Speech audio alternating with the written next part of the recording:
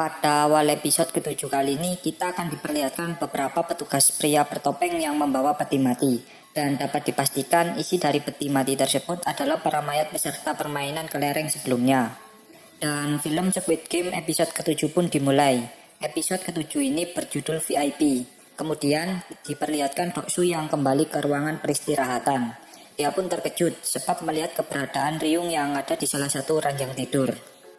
Para peserta mengira Ryung telah dibunuh oleh petugas bertopeng akibat tak memiliki pasangan. Ternyata dugaan mereka salah. Petugas membawanya kembali ke tempat peristirahatan. Kemudian diperlihatkan jumlah peserta permainan yang kini berjumlah 17 orang. Kemudian diperlihatkan frontman yang nampak aneh dengan gagang teleponnya. Dan dia pun menyadari satu hal, bahwa penyusup atau Junho yang mereka cari ada di ruangan tersebut.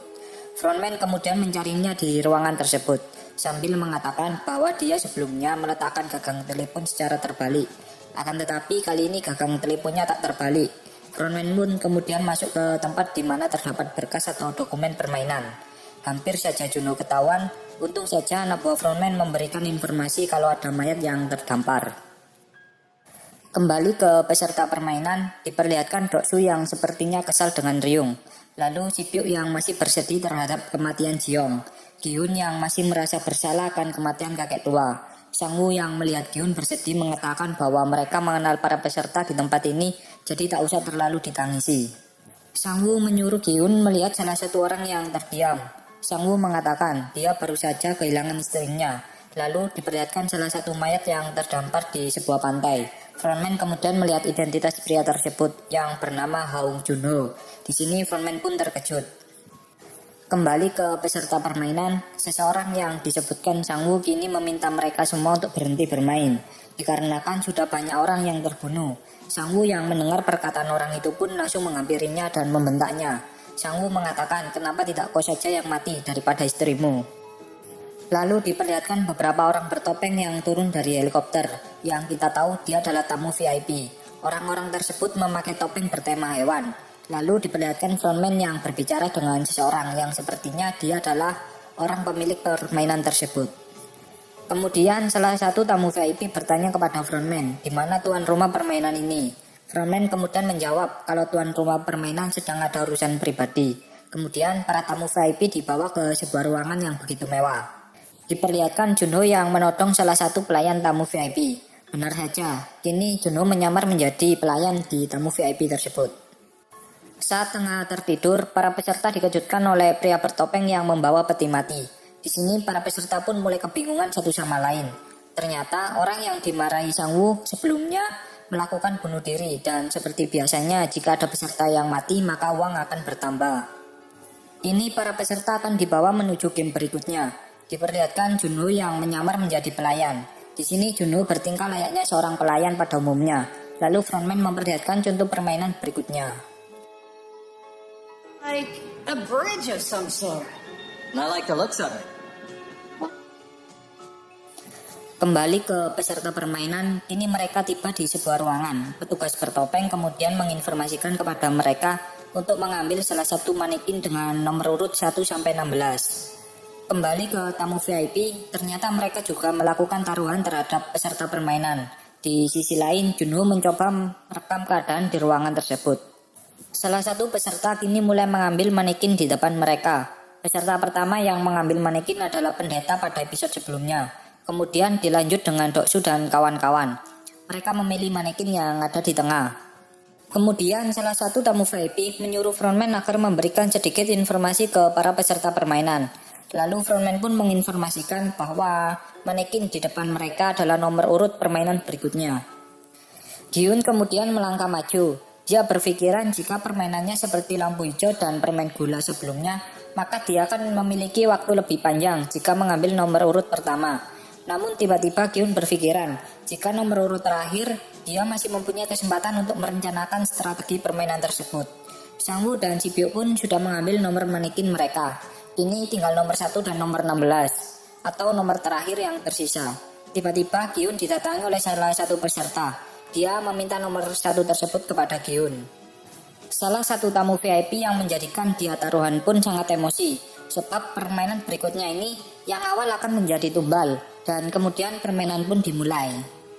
Para peserta mulai memasuki ruangan permainan. Petugas menjelaskan, di sini para peserta harus melewati beberapa kaca untuk sampai ke garis finish. Kaca tersebut terdiri dari kaca biasa dan kaca yang kuat. Kaca biasa akan pecah saat diinjak satu orang saja. Akan tetapi, kaca yang kuat mampu menahan dua orang yang menginjaknya. Kemudian para peserta dengan nomor urut pertama pun terkejut, sebab bagaimana dia tahu mana kaca biasa dan kaca yang kuat. Petugas bertopeng yang mendengarnya malah mengabaikan omongan peserta tersebut. Kembali ke tamu VIP, di sini tamu VIP meminta tambahan whisky lagi ke salah satu pelayan yang kita tahu pelayan itu adalah Junho. Salah satu tamu VIP menyuruh Junho untuk duduk bersamanya. Permainan pun dimulai. Peserta yang akan memijak kaca disuruh untuk melepaskan alas kakinya. Peserta nomor urut pertama pun sangat ragu untuk memilih kaca mana yang harus dia pijak. Kemudian dia memilih kaca sebelah kiri, dan keberuntungan kini masih berada di pihaknya. Namun saat ingin memijak kaca berikutnya, tak disangka kaca tersebut pecah, dan dia pun terjatuh dari ketinggian layaknya sebuah tower listrik. Peserta berikutnya pun mulai melangkah maju. Baru saja melompat dia sudah terjatuh. Ternyata dia tak memiliki kehokian sama sekali. Lanjut ke peserta berikutnya, yang ternyata dia adalah guru matematika pada episode sebelumnya. Di sini dia mencoba menggunakan rumus matematika. Dia mencoba membuat perhitungan keberuntungan. Jadi dia bisa saja berhasil, namun peluangnya itu sangatlah kecil, hanya 32% saja. Dengan penuh percaya diri, peserta tersebut pun melangkah dengan sangat cepat. Akan tetapi kehokiannya harus berakhir di pijakan kaca ke-6. Kemudian dilanjutkan peserta berikutnya. Di sini peserta berikutnya bingung memilih kaca yang dilewati peserta sebelumnya, sebab langkahnya begitu sangat cepat dan tak meninggalkan jejak pijakan. Dia pun bertanya ke ibu tua di belakangnya, dan ibu tua itu mengatakan kaca sebelah kiri. Namun peserta di belakangnya mengatakan kaca sebelah kanan. Pria tersebut pun lebih percaya omongan ibu-ibu di belakangnya, dan saat dia melompat ternyata pilihannya salah. Emang ini ibu-ibu sesat kalau ngasih informasi. Kembali ke Junho yang masih dirayu-rayu oleh om-om VIP di sini.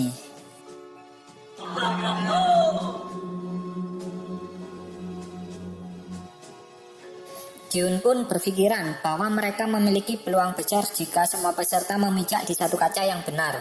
Akan tetapi Sang Woo memotong pembicaraan tersebut. Sang Woo mengatakan bahwa nomor urut akhir mempunyai peluang waktu lebih sedikit. Kini untuk menghemat waktu, para peserta mulai melangkah satu persatu. Namun siapa sangka sang pendeta sebelumnya malah berdoa dan mengulur waktu. Peserta di belakangnya pun berusaha mendorong pendeta tersebut agar terjatuh. Akan tetapi malah dialah yang terjatuh. Pendeta pun sangat bersyukur sebab dia masih selamat. Belum sempat berdoa, peserta lain di belakangnya malah mendorong pendeta tersebut. Doksu kemudian menyuruh peserta di depannya untuk segera melangkah. Dan benar saja pilihan pertamanya beruntung sekali. Kini Giun yang peserta paling belakang mencoba melangkah maju. Namun dia lupa kaca pertama. Si Byuk kemudian memberitahu Giun bahwa kaca pertama sebelah kiri. Lanjut ke Doksu dan peserta di depannya. Peserta tersebut mengatakan kepada Doksu kalau dia bisa membedakan kaca yang biasa dan yang kuat. Kemudian dia pun melompat, yang ternyata pilihannya salah. Kini Doksu lah yang menjadi peserta paling depan. Doksu pun berpikiran, dia tak akan bisa melewati kaca tersebut. Dan kini sifat pengejutnya mulai muncul. Dia tak mau melangkah maju lebih dulu. Kembali ke Junho dan om-om VIP. Om-om tersebut menyuruh Junho melepaskan topengnya. Junho yang tak ingin penyamarannya terbongkar, merayu om-om tersebut agar dia mau dibawa ke sebuah kamar untuk berduaan. Kembali ke Doksu yang tetap tak ingin melangkah maju. Di sisi lain, om-om VIP berusaha menodai Junho dengan kelainan hasrat nafsunya. Junho disuruh untuk memuaskan om-om tersebut dengan imbalan uang yang begitu besar. Tak tahu malu, om-om tersebut melepaskan pakaiannya di depan Junho. Kepala Junho pun dipaksa untuk mendekati burung pipit milik om-om tersebut. Junho dengan sigap langsung membalikan keadaan. Di sini dia mengancam tamu VIP tersebut dengan pistolnya. Kembali ke Doksu yang masih tetap tak mau melangkah maju. Peserta di belakang pun berniat untuk mendorongnya agar Doksu terjatuh. Akan tetapi niatnya gagal, malah dia sendiri yang terjatuh. Kini di belakang Doksu adalah orang yang bercinta dengannya di toilet secara gratis. Ryung mengatakan bahwa dia menyesal bercinta dengan Doksu yang pengecut.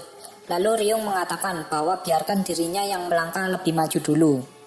Namun siapa sangka, tiba-tiba Ryung menggenggam Doksu dengan sangat kuat. Ryung berkata, bukankah saat bercinta sebelumnya kita berjanji akan hidup dan mati bersama? Ryung kemudian menjatuhkan dirinya dengan Doksu yang dipegangnya. Sungguh kisah cinta sehidup semati yang sesungguhnya.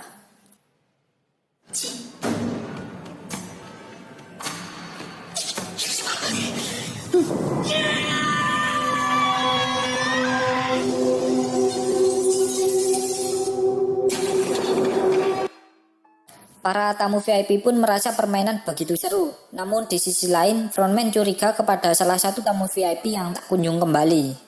Kini peserta permainan tersisa 4 orang lagi. Di sini kaca yang harus dipijak tersisa 5 kaca lagi. Jadi tak mungkin mereka semua bisa selamat. Beruntungnya peserta paling depan ternyata memiliki riwayat pekerjaan di pabrik kaca. Benar saja, pijakan kaca yang dipilihnya ternyata benar. Para tamu VIP yang melihatnya pun tampak kecewa. Dia kemudian bertanya kepada frontman tentang riwayat peserta tersebut. Dan benar saja, dia bekerja di pabrik kaca sudah bertahun-tahun. Frontman yang tak ingin tamu VIP-nya kecewa, kemudian memadamkan lampu permainan tersebut. Kini peserta permainan tersebut tak dapat membedakan kaca yang harus dipijaknya, sebab dia melihat perbedaan kaca dari pantulan cahaya lampu di sana. Peserta itu kemudian meminta benda untuk dilempar. Gyun pun teringat kelereng yang sebelumnya ia bawa di permainan kelereng. Gyun memberikan kelerengnya ke peserta paling depan. Setelah melempar kelereng tersebut, peserta itu meminta kelereng lagi. Namun, di sini Gyun sudah tak memiliki kelereng lagi, karena dianya memiliki 1 butir kelereng saja. Kembali ke frontman yang menemukan keberadaan Junho. Junho pun berusaha kabur dari tempat tersebut setelah melumpuhkan om-om VIP. Kembali ke permainan, Sang-woo yang melihat waktu tinggal beberapa detik lagi, langsung mendorong peserta di depannya. Dan peserta itu pun dipastikan tewas seketika. Waktu tinggal 10 detik lagi, Si Byuk dan Gyun pun bergegas melangkah ke garis finish. Tak disangka, tiba-tiba kaca di tempat tersebut meledak dan serpihan kaca-kaca tersebut mengarah ke mereka bertiga. Dengan keadaan yang belum siap, mereka mencoba menghindari pecahan kaca tersebut semampunya.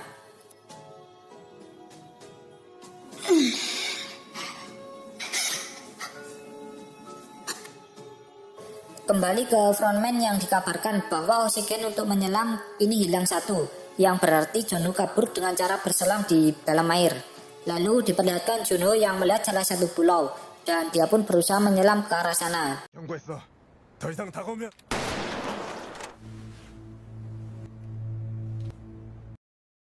Episode ke-8 kali ini kita diperlihatkan peserta permainan yang berhasil melewati permainan kaca sebelumnya. Di sini terlihat tetesan darah yang entah itu darah dari siapa. Dan Squid Game episode ke-8 pun dimulai. Episode ke-8 ini berjudul Frontman. Di awal film kita diperlihatkan Junho yang berhasil tiba di sebuah pulau yang ditujunya pada episode sebelumnya. Junho berencana mengecek sinyal di tempat tersebut. Dan benar saja ada sebuah sinyal, akan tetapi sangat lemah sekali. Kemudian dia berusaha naik ke atas tebing tersebut. Kembali ke peserta permainan. Di sini terlihat Si Byuk yang kelihatannya kurang sehat. Dia juga terlihat begitu lemas. Gyun kemudian mendatangi Sang-woo. Di sini Gyun memarahi Sang-woo karena perbuatannya yang membunuh peserta permainan sebelumnya. Sang-woo beralasan kalau dirinya takut peserta tersebut tak mau melangkah maju seperti Doksu. Gyun yang kesal pun membentak Sang-woo dan mengatakan kalau bukan karena peserta tersebut, kita tak akan sampai ke garis finish. Lagian kaca yang harus dipijak tinggal 1 langkah lagi. Gyun pun juga mengatakan bahwa peserta tersebut membantu mereka memilih beberapa kaca. Tapi kenapa kau malah mendorongnya?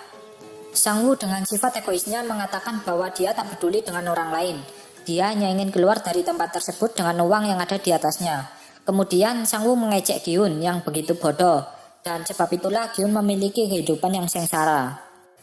Gyun pun kemudian mengatakan bahwa dirinya memang tak sepintar Sang-woo, akan tetapi dirinya masih punya rasa kemanusiaan terhadap orang lain, bukan seperti Sang-woo yang hanya memikirkan hidupnya sendiri. Sang-woo yang mendengarnya pun terdiam. Tiba-tiba datang 3 petugas bertopeng yang memberikan hadiah spesial kepada para finalis permainan dan menyuruh mereka mengganti pakaiannya dengan pakaian yang dibawa pria bertopeng. Terlihat Si Byuk yang mengganti pakaiannya. Ternyata ada sebuah kaca yang menancap di perut Si Byuk. Kalau diingat-ingat, episode sebelumnya setelah permainan berakhir, terjadi ledakan kaca, dan mungkin itulah perut Si Byuk tertancap kaca. Si Byuk dengan rasa kesakitan pun menarik kaca tersebut dari perutnya. Kemudian dia merobek bajunya dengan harapan dapat menghentikan pendarahan di perutnya.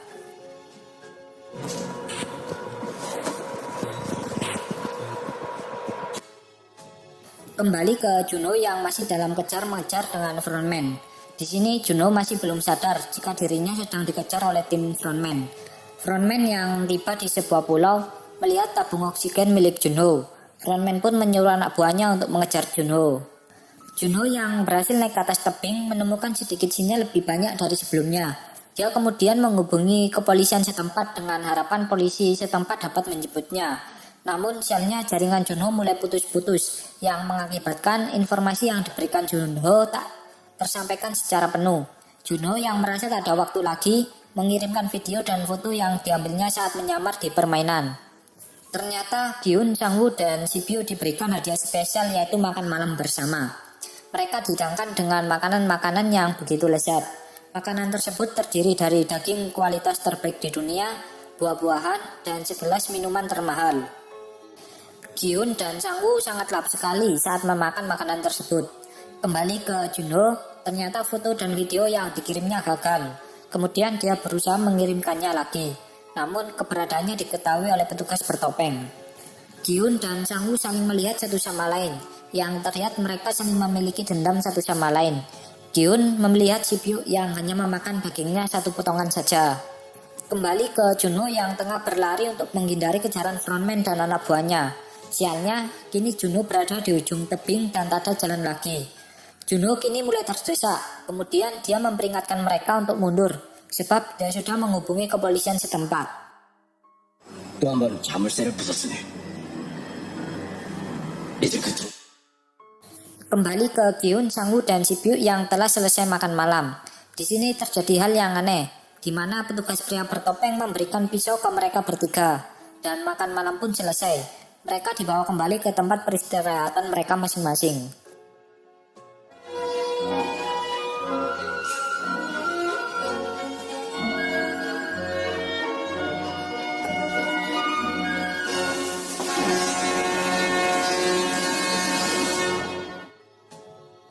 Kembali ke Junho yang memperingatkan frontman agar tak mendekatinya. Merasa perkataan Junho diabaikan, dia pun menembak salah satu lengan frontman. Frontman kemudian mengajak Junho agar ikut bersamanya, dan frontman berjanji akan membiarkan Junho hidup bahagia dengannya. Junho sedikit terkejut sebab dia mengenal suara dari frontman. Junho bertanya siapakah frontman ini, lalu frontman pun membuka topengnya. Dan alangkah terkejutnya Junho, ternyata frontman adalah kakaknya. Junho masih tak percaya jika kakaknya kini bekerja di permainan mematikan tersebut. Frontman dengan berat hati langsung menembak adiknya saat itu juga. Dan Junho pun terjatuh dari atas tebing yang dipastikan tewas seketika.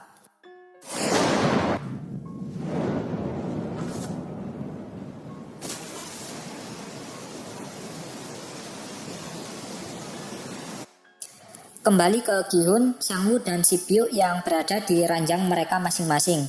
Gyun yang merasa Sibyo sedang tak sehat berusaha mendatanginya. Gyun bertanya ke Sibyo tentang apa yang terjadi kepadanya dan mengapa dia tak menghabisi makanannya. Sibyo pun beralasan kalau dirinya baik-baik saja dan tak suka dengan rasa daging yang dimakannya.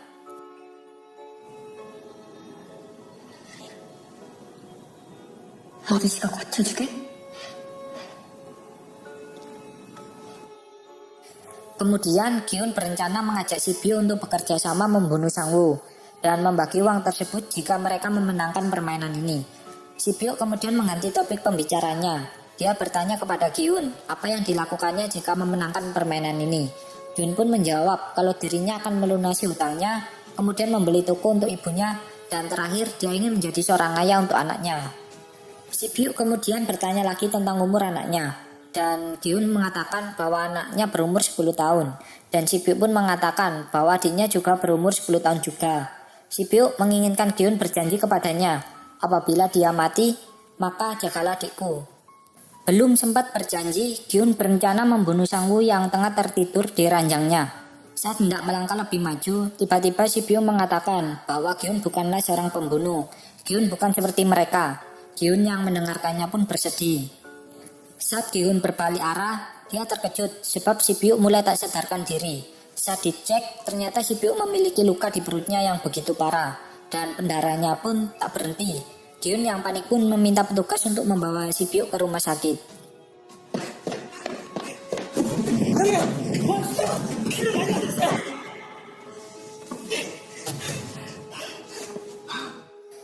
Dan benar saja petugas pun datang. Tapi anehnya petugas di sini bukannya membawa alat P3K, melainkan membawa peti mati. Giun pun melihat ke arah si Byuk dan di sana terdapat Sang-woo dengan penuh darah di tubuhnya. Giun yang panik pun berlari ke arah si Byuk dan benar saja kini terdapat luka sayatan di leher si Byuk yang berarti Sang-woo membunuhnya. Giun yang kesal berniat membunuh Sang-woo dan Sang-woo juga berniat membunuh Giun. Akan tetapi saat hendak menusukkan pisaunya masing-masing, petugas bertopeng melumpuhkan mereka berdua.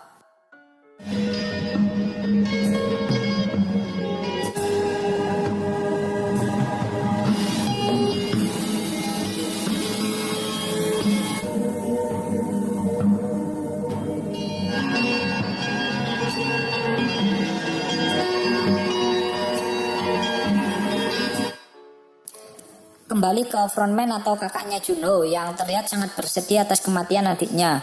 Di sini frontman terbayang-bayang wajah adiknya. Tak terasa kita sudah berada di akhir episode Squid Game season 1. Lalu kita diperlihatkan dua peserta permainan yang tersisa, yaitu Gi-hun dan Sang-woo.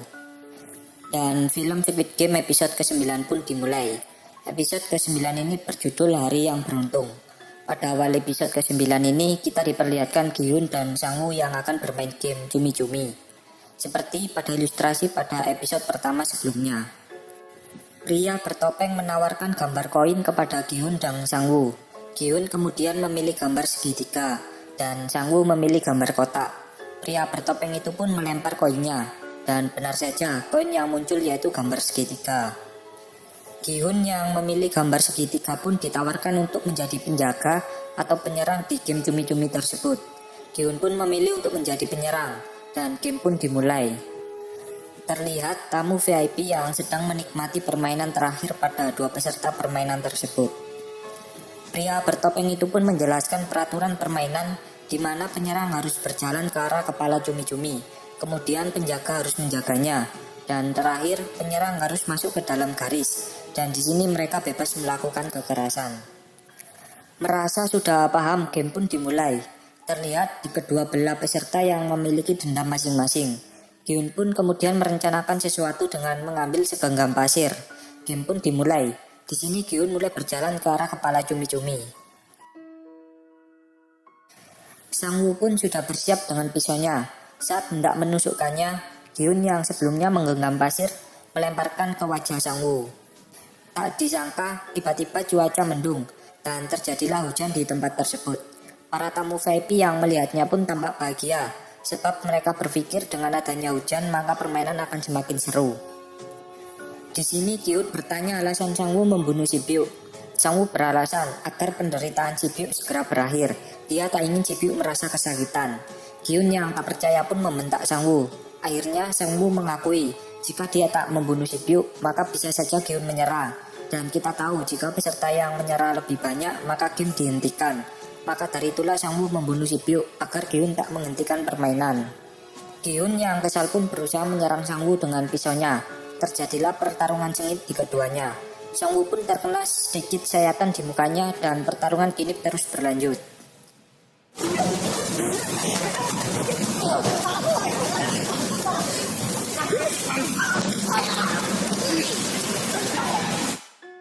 Gi-hun yang kurang waspada kini terkena kuncian dari Sang-woo.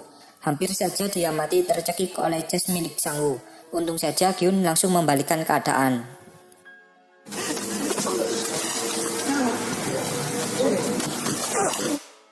Gi-hun yang kembali kurang waspada akhirnya terkena tusukan pisau di kakinya.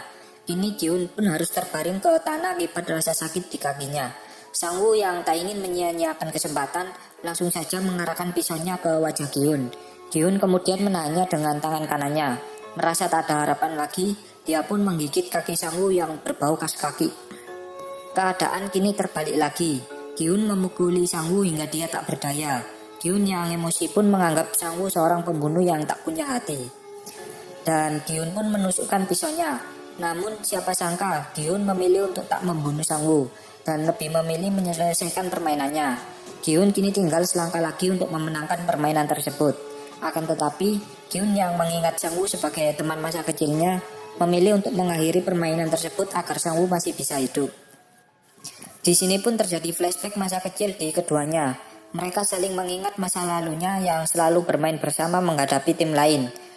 Giun kemudian mengulurkan tangannya dan mengajak Sang-woo untuk pulang ke rumah mereka masing-masing. Namun tak disangka, Sang-woo tiba-tiba menusukkan pisau ke lehernya. Sang-woo yang sebenarnya adalah orang yang baik, dia terpaksa membunuh orang lain sebab itulah cara bertahan hidup di game tersebut. Dan Giun pun menangis harus kehilangan semua orang yang dikenalnya di game tersebut. Lalu diperlihatkan Giun yang berada di dalam mobil bersama frontman. Di sini frontman mengucapkan selamat ke Giun atas kemenangannya. Giun yang masih trauma akan kematian teman-temannya berusaha bertanya tentang siapa frontman sebenarnya. Frontman pun menutup pembicaraan dan menurunkan Giun di seberang jalan. Giun pun disadarkan oleh seseorang di tempat tersebut. Dan kemudian kita diperlihatkan Giun yang mendatangi ATM di salah satu tempat tersebut. Dia kemudian mengambil 10.000 won dan benar saja saldo 46 miliar won kini berada di kartu ATM-nya. Giun dengan rasa trauma pun berjalan pulang ke rumahnya. Di tengah perjalanan dia bertemu dengan Ibu Sang-woo. Di sini Ibu Sang-woo memberikan makanan ke Giun dan mengatakan kalau Ibu Giun akhir-akhir ini tak terlihat sama sekali. Dia juga mengatakan apakah Giun melihat anaknya yaitu Sang-woo. Giun dengan keadaan bersedih pun melanjutkan perjalanan menuju rumahnya. Saat tiba di rumahnya, Giun memanggil-manggil ibunya, akan tetapi tak ada respon sama sekali. Kemudian dia masuk ke kamar ibunya dan melihat ibunya tergeletak di lantai. Giun yang panik pun memeriksa ibunya dan tiba-tiba dia pun bersedih. Sepertinya ibu Giun ini sudah meninggal alias sudah mati. Diperlihatkan 1 tahun kemudian.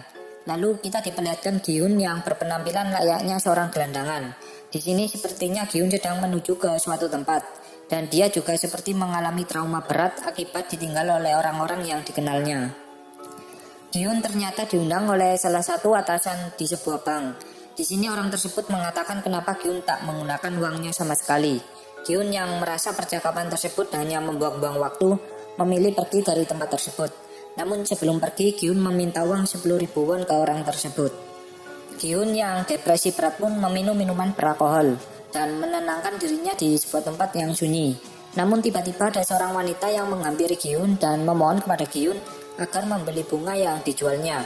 Giun yang tak tega pun membeli setangkai bunga di penjual tersebut. Namun saat Giun melihat bunga tersebut, dia terkejut dikarenakan ada sebuah kartu pada bunga tersebut. Dan kartu itu menyuruh Giun datang ke sebuah gedung pada lantai 7. Giun pun kemudian mendatangi gedung tersebut. Saat tiba di tempat tujuan, alangkah terkejutnya dia melihat kakek tua di permainan sebelumnya yang masih hidup. Oh ya, BTW kalian jangan salah paham dulu ya. Nanti di akhir video akan ada penjelasan, sebab jika kalian berpersepsi atau berpikiran kakek ini adalah dalam pembunuhan, maka kalian salah besar. Oke, kita lanjut dulu. Di sini Giun sangat terkejut setelah melihat kakek tua yang masih hidup. Giun pun bertanya ke kakek tua kenapa dia masih hidup. Akan tetapi kakek tua malah menyuruh Giun melihat seseorang yang ada di seberang jalan. Kakek tua itu mengatakan dia tak ada yang menolongnya. Giun yang kesal pun langsung membentak kakek tua tersebut. Di sini kakek tua mengatakan dia akan menjelaskan semuanya asal Giun mau bermain dengannya, yaitu jika orang di seberang jalan itu ada yang menolong, maka Giunlah yang menang. Giun kemudian melihat keluar jendela dan menyetujui permainan dengan kakek tersebut. Giun bertanya kenapa kakek tua melakukan permainan yang begitu kejam. Kakek tua pun menjawab bahwa dia tak pernah memaksa siapapun dan semua itu hanya keinginan mereka sendiri.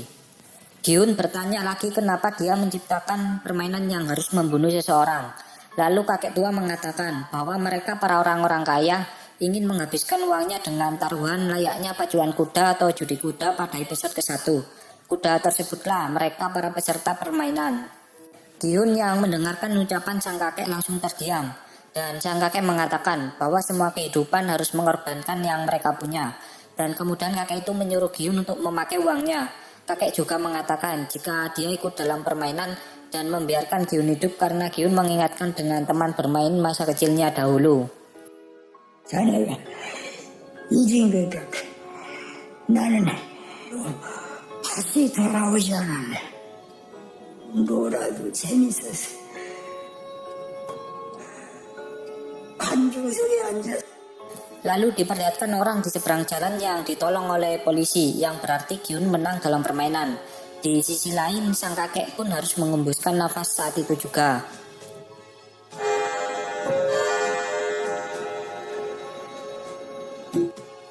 Oh ya, sekali lagi mengingatkan bakal ada penjelasan di akhir video, biar kalian nggak salah paham ya.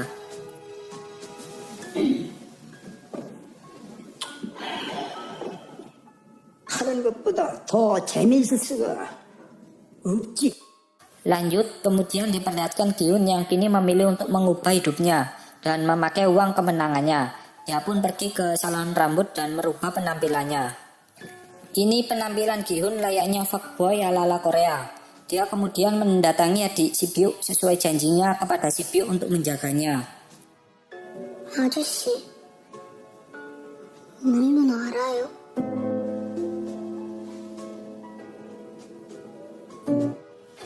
Giun pun menitipkan anak tersebut ke Ibu Sangwoo dan memberikan sebuah koper. Ibu Sangwoo kemudian memberikannya makan. Ibu Sangwoo yang merasa cuaca sangat dingin mencoba mengambil jaket di dalam koper. Dia yang mengira koper itu berisi pakaian, alangkah terkejutnya sebab isi koper itu adalah uang. Giun menuliskan bahwa uang tersebut dipinjamnya ke Sangwoo dahulu. Kini Giun berencana akan pergi ke Amerika untuk menemui anak perempuannya. Akan tetapi saat di tengah perjalanan dia bertemu dengan seseorang yang ada di awal episode dahulu, dan dia pun bermain dengan seseorang lainnya Giun dahulu. Oh ya, di sini kalian berpikir nggak? Jika kakek dalangnya maka harusnya permainannya berhenti dong. Oke, lanjut dulu, nanti bakal gua jelasin. Giun pun berlari ke arah orang tersebut. Akan tetapi dia sudah naik ke dalam kereta. Giun yang kesal mencoba mengambil kartu nama di orang tersebut. Ini pesawat untuk menuju Amerika pun telah sampai. Dia pun berjalan menuju masuk ke dalam pesawat. Akan tetapi Giun menghubungi nomor di kartu nama tersebut. Giun yang awalnya berniat ke Amerika kini memutuskan untuk kembali ke permainan. Dan film Squid Game season pertama pun berakhir.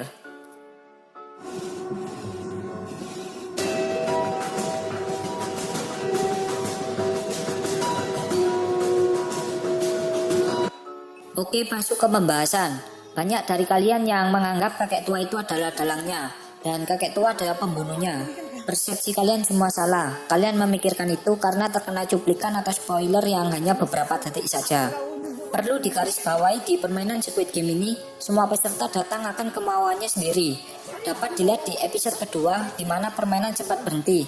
Dan jika kalian menganggap kakek tua adalah orang yang jahat, otomatis kakek akan memilih melanjutkan permainan, sebab pilihan terakhir ada di kakek tua tersebut. Jadi mereka bermain atas kemauannya sendiri, dan jika kakek tua itu disebut pembunuh, harusnya kakek itu lebih baik menculik peserta permainan. Tapi di sini kakek memilih agar mereka menentukan pilihannya sendiri tanpa ada paksaan. Yang kedua, para peserta yang ikut dalam permainan adalah orang-orang yang memiliki keadaan ekonomi yang begitu sengsara, mulai dari terlilit hutang dan lain-lain. Jadi jika mereka tak ikut permainan, mereka juga bakal dibunuh oleh orang yang mereka hutangi. Kita ambil contoh pertama Giun, yang kita tahu dia berhutang ke seseorang dan jika tak bisa melunasi hutangnya, maka organ tubuhnya akan diambil. Kemudian Doksu yang korupsi di gengnya, dia hampir dibunuh oleh seseorang akibat korupsi di gengnya. Yang ketiga yaitu Sangwoo yang menjadi buronan polisi akibat memiliki hutang miliaran. Dari tiga ini saja dapat disimpulkan, kalaupun mereka tak ikut permainan, mereka juga akan mati. Maka dari itulah mereka ikut permainan untuk adu kehokian. Penjelasan yang terakhir, jika kalian menganggap kakek ini adalah dalangnya, maka kalian salah. Dapat diketahui sang kakek sudah mati, akan tetapi permainan masih berlanjut yang dapat disimpulkan masih ada orang di luar sana. Kakek hanya tuan rumah permainan, bukan dalang permainan. Sama halnya seperti pembunuhan berantai. Pembunuhan ini diibaratkan permainan Squid Game. Ya, jika kakek dalangnya, maka pembunuhan harusnya berhenti, sebab kakek sudah mati. Akan tetapi pembunuhan atau permainan ini masih berlanjut. Dalang permainannya akan kejawab di season kedua nanti. Kita tunggu saja, semoga segera rilis ya.